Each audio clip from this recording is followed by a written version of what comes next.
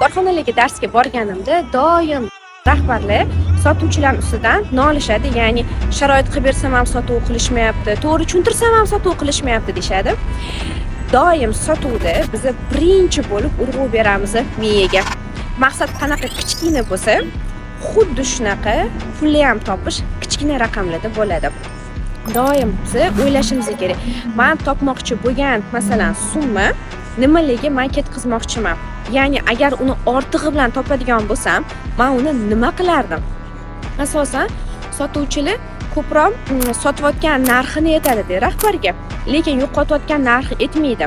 Men ularga doim yo'qotayotgan narxini hisob-kitob qilganimda bitta raqam chiqadi. 700 million chiqadimi, 500 million chiqadimi? Nimaga ishlatarding desam, doim o'ylanib qolishadi.